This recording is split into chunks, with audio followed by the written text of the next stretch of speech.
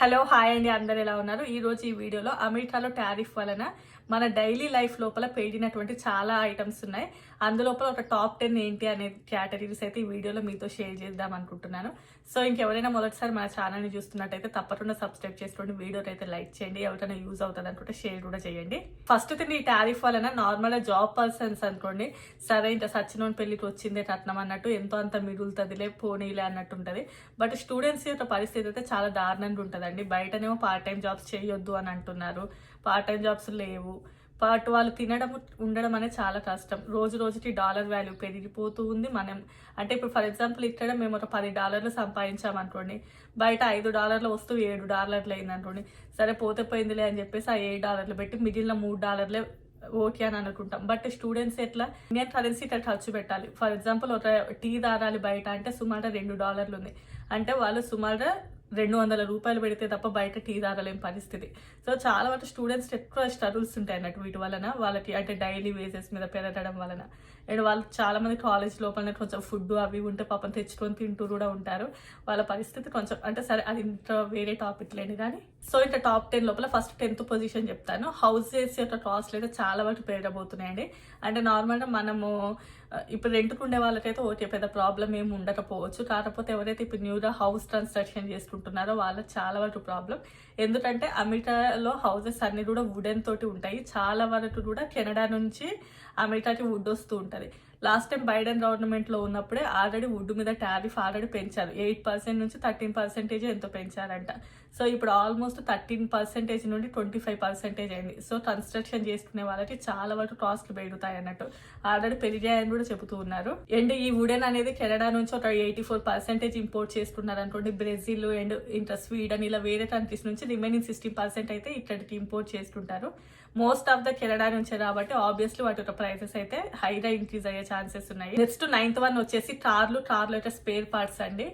As యూజువల్గా మీరు అమెరికాలో ఎప్పుడైనా కూడా ఏదైనా కార్ లోపల పార్ట్ పోయింది అనుకోండి, మనం బయట స్టోర్కి వెళ్ళినాం అనుకోండి, వాడు సుమారుగా 2 వారాల నుండి 3 వారాలు చెప్తాడు మనకి. ఎందుకు అంటే ఈ స్పేర్ పార్ట్స్ మాకు మెక్సికో నుంచి రావాలి, లేదు అంటే కెనడా నుంచి రావాలని చెబుతూ ఉంటారు మీరు అబ్జర్వ్ చేస్తే. సో దాని యొక్క కాస్ట్లు నార్మల్గానే హైగానే ఉంటాయి.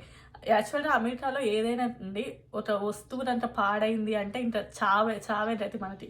ఎందుకంటే వాటికి బాగు చేయడానికి చాలా టైం తీసుకుంటారు. కొత్త వస్తువు ఎంత అయితే పడుతుందో ఆల్మోస్ట్ అంతకి డబల్ రేటు చెప్తారు. ఫర్ ఎగ్జాంపుల్ మాది ట్యాబ్ పాడైపోయింది, సరేలే అని చెప్పేసి బయట వెళ్తే దానిని అంటే పైన స్క్రీన్ పోయినందుకు 18,000 అడిగారు అన్నట్టు.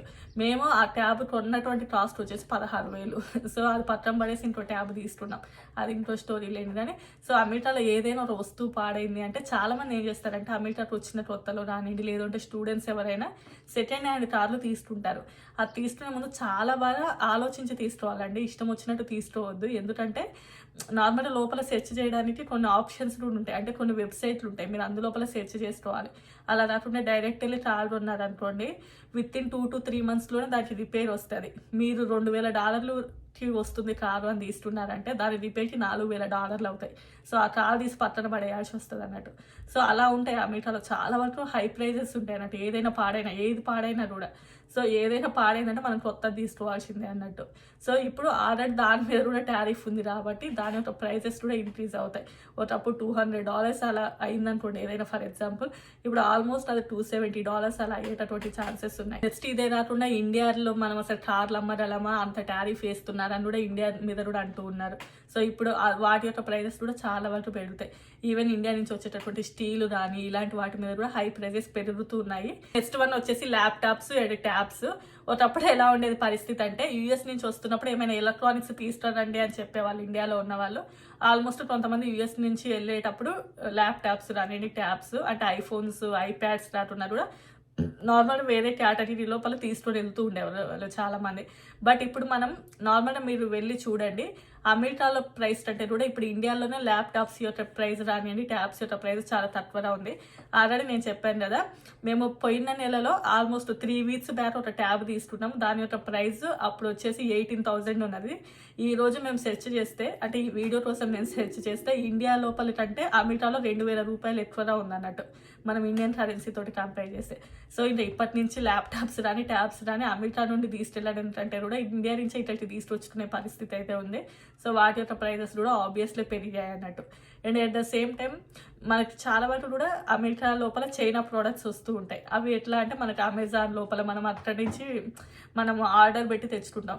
ఇప్పుడు ఆల్మోస్ట్ అమెజాన్ నుండి మనం ఏదైనా వస్తువుని సెర్చ్ చేసినా కూడా వాటి యొక్క ప్రైజెస్ కూడా ఇంక్రీజ్ అవుతాయి.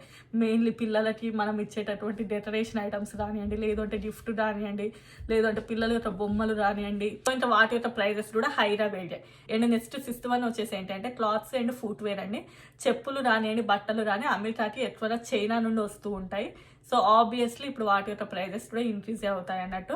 అండ్ నెక్స్ట్ తిన్న అమెరికాలో రెగ్యులర్గా మనం తినేటటువంటి బ్రెడ్ రానివ్వండి, కుకింగ్ ఆయిల్, ఇవి మోస్ట్లీ కెనడా నుండి వస్తాయి అమెరికాకి. నార్మల్గా కొన్ని వేరే కంట్రీస్ నుంచి కూడా వస్తాయి లేండి, ఫిలిప్స్ అని అట్లా నుంచి కూడా వస్తాయి ఈ కుకింగ్ ఆయిల్ అవి.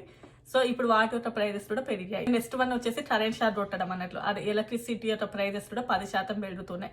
మెయిన్లీ ఎక్కడంటే కెనడా బార్డర్ నుండి ఏవైతే ఇంపోర్ట్ చేసుకుంటాయో ఎలక్ట్రిసిటీని, మోస్ట్లీ కెనడా బార్డర్లో ఉన్నటువంటి అమెరికన్ స్టేట్స్ అండ్ అవే కాకుండా చాలా అమెరికన్ స్టేట్స్కి ఎలక్ట్రిసిటీ అనేది కెనడా నుండే ఇంపోర్ట్ అవుతూ ఉంటుంది. న్యూయార్క్, కాలిఫోర్నియా, నవేడా అండ్ పెన్సిల్వేనియా ఇలాంటి స్టేట్స్ అన్నిటికి కూడా కెనడా నుండే పవర్ అనేది ఇంపోర్ట్ అవుతూ ఉంటుందంట. సో వాటికి కూడా ఆల్మోస్ట్ ఇప్పుడు 10% వరకు బిల్లులు ఎక్కువగా పెరిగేటటువంటి ఛాన్సెస్ ఉన్నాయి. అండ్ నెక్స్ట్ థర్డ్ వన్ వచ్చేసి gas and crude oil. Gas అంటే పెట్రోల్ అన్నట్లు, మనం ఇండియాలో పెట్రోల్ అంటాము, అమెరికాలో గ్యాస్ అని అంటారు. దాని యొక్క ప్రైజెస్ కూడా ఆల్మోస్ట్ పెరుగుతాయి అన్నట్లు. సో ఇంత ముందు $3, $2.8 అలా ఉండేది కదా, దాని యొక్క ప్రైజెస్ కూడా పెరుగుతాయి. నార్మల్గా డ్రిల్ బేబీ డ్రిల్ అనే కాన్సెప్ట్ అని అంటున్నారు కానీ అది ఇంకా వచ్చేది ఇప్పుడే కాదు. సో డ్రిల్ బేబీ డ్రిల్ అంటే ఏం లేదు, అమెరికాలోనే చాలా వరకు బంగారపు వనరులు ఉన్నాయి. బంగారపు వనరులు అంటే అమెరికా భూమి కిందనే చాలా వరకు కూడా పెట్రోల్ అలాంటివి ఉన్నాయి. వాటిని మనమే తవ్వేసి మేమే ఇంకా వేరే దేశాలకు కూడా ఇస్తాము. సో ఆ కాన్సెప్ట్ని డ్రిల్ బేబీ డ్రిల్ అని పెట్టారు. బట్ అది అవ్వడానికి ఇంకా చాలా టైం పడుతుంది. కాబట్టి ప్రజెంట్ అయితే కెనడా నుండి అండ్ మెక్సికో నుండి ఈ క్రూడ్ ఆయిల్ కానివ్వండి, నార్మల్ ఈ ఆయిల్ ఇట్లా వస్తూ ఉంటాయి. సో వాటి యొక్క ప్రైజెస్ కూడా పెరుగుతాయి. ఇవన్నీ కూడా మన నిత్యావసరంలో రెగ్యులర్గా యూజ్ చేసేటివి అన్నట్టు. అండ్ నెక్స్ట్ టాప్ 2లో వచ్చేసి ఫ్రూట్స్ అండ్ నట్స్. చాలా వరకు ఇవన్నీ మెక్సికో నుంచే వస్తాయి, ఫ్రూట్స్, నట్స్. అందులోపల ఇంకా అన్ని రకాల ఫ్రూట్స్, అవగాడోస్, బ్లూబెర్రీస్, స్ట్రాబెర్రీస్ అండ్ ప్రతి ఒక్కటి ఇంకా వాటర్ మెలోన్, మ్యాంగోస్, బనానాస్ ప్రతిది కూడా ఇక్కడికి మెక్సికో నుంచే వస్తుంటాయి. సో వాటి యొక్క ప్రైజెస్ కూడా పెరిగాయి అన్నట్లు. ఒకప్పుడు $8, $7 ఉన్నటువంటివి ఈరోజు $12, $13 చూపిస్తున్నాయి. ఆల్రెడీ వాటి మీద కూడా ప్రైజెస్ అనేవి ఇంక్రీజ్ అయ్యాయి. నెంబర్ 1 వచ్చేసి వెజిటేబుల్స్. మన నిత్యావసర వెజిటేబుల్స్ అన్నిటి యొక్క prices, tomato, cauliflower and spinach, broccoli, potatoes, bell pepper అంటే అదే క్యాప్సికమ్, వీటి యొక్క అన్నిటి యొక్క ప్రైజెస్ కూడా పెరిగాయి అన్నట్లు.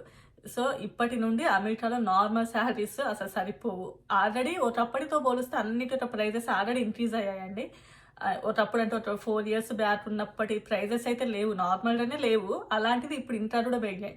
ఆబ్వియస్లీ మన ఇండియా మీద వేస్తే ఇండియన్ గ్రాసరీస్ అయితే అసలు ఒక్కొక్క రోజు ఒక్కొక్క రేట్ ఉంటాయి. మన ఇండియన్ గ్రాసరీస్ లోపల టారిఫ్ లేకున్నా కూడా రేట్లు అన్నీ కూడా డిఫరెంట్గా ఉంటూ ఉంటాయి. ఇంకా ఈ టారిఫ్ పడింది అంటే ఇంకా ఇండియన్ రైస్ అన్ని అండ్ ఇండియన్ రెస్టారెంట్స్ లోపల ఫుడ్ యొక్క కాస్ట్ పెరుగుతుంది. ఇండియన్ రెస్టారెంట్స్ వాళ్ళ మెయింటెనెన్స్ ఛార్జెస్ ఆబ్వియస్లీ పెరుగుతాయి. నార్మల్గానే అమెరికాలో చాలా ఎక్స్పెన్సివ్ లైఫ్ ఉంటుంది. ఇంకా ఇవి పెరగడం వలన ఇంకా ఎక్స్పెన్సివ్గా ఉంటుంది. అంటే ఇప్పుడు మీరు అనుకోవచ్చు, బట్ ఇవి పెరిగినాయి కదా అని చెప్పేసి మనకి శాలరీస్ ఎవరు పెంచరు. ఇష్టం ఉంటే ఉండు, కష్టమైతే వెళ్ళిపోని అనే పరిస్థితి ఉంది ఇప్పుడు. సో అందువల్లనే మనకు వచ్చేటటువంటి శాలరీస్ని 1-10 సార్లు చూసుకొని రావాలి. ఎదుర్కొంటూ మనం ముందే వస్తాం కానీ వచ్చిన తర్వాత చాలా డిఫరెన్షియేషన్స్ ఉంటాయి అన్నట్టు. ఆబ్వియస్లీ మిగిలే దాంట్ లోపల అండ్ స్టూడెంట్స్ అయితే ఇంకొంచెం పెట్టుకునే దాంట్లో ఇంకొంచెం లోన్ ఎక్కువనే పెట్టుకొని వస్తేనే బెటర్ ఇప్పుడు. అండ్ ఇది కాకుండా అమెరికాలో నార్మల్గా నాన్ వెజ్ తినే వాళ్ళకైతే ఎక్కువగా బెనిఫిట్స్ ఉన్నట్టు. ఎందుకంటే నాన్ వెజ్ యొక్క కాస్ట్, నార్మల్ వెజిటేబుల్స్ యొక్క కాస్ట్ సేమ్ ఉంటాయి. ఒకప్పుడు ఎగ్స్ రానివ్వండి, లేదు అంటే చికెన్ అండ్ ఇలాంటి ఒక ఐటమ్స్ యొక్క ప్రైజెస్ అనేవి చాలా తక్కువగా ఉండేవి. ఇప్పుడు ఆ కోళ్ళకి ఏదో జబ్బు వచ్చిందని చెప్పేసి వాటి యొక్క ధర కూడా ఆల్మోస్ట్ పెరిగిపోయేది. అండ్ ఎగ్స్ యొక్క కాస్ట్ అయితే ఇంకా దారుణం అసలు ఇప్పటి వరకు అమెరికన్ హిస్టరీలో ఇంత రేట్ ఎప్పుడూ లేదంట. సరైన అమెరికన్స్ దగ్గరనే కొందాము అని అనుకుందామంటే అసలు అమెరికన్స్ దగ్గర కూడా ఏమి బయట మనకి ఇండియాలో లాగా మార్కెట్లు రానివ్వండి, లేదు అంటే రైతుల బజారు అలాంటివి కూడా ఏమీ ఉండవు కదా. చచ్చినట్లు ఇంకా మనం అక్కడే తీసుకోవాలి. ఇంకా వాటి యొక్క ప్రైజెస్ అన్నీ కూడా ఇంక్రీజ్ అయ్యాయి. నేను గుర్తు ఇచ్చినటువంటి ఈ టాప్ 10 అయితే ఇవే. మీకు ఇంకా ఏమైనా తెలిస్తే కూడా కామెంట్ సెక్షన్లో చెప్పండి. వీటి యొక్క ప్రైజెస్ ఎంత పెరిగాయి అని మీరు అనుకుంటున్నారు అని చెప్పేసి. సో ఇంత వీడియో. నా వీడియోస్ నచ్చితే తప్పకుండా సబ్స్క్రైబ్ చేసుకోండి. By by.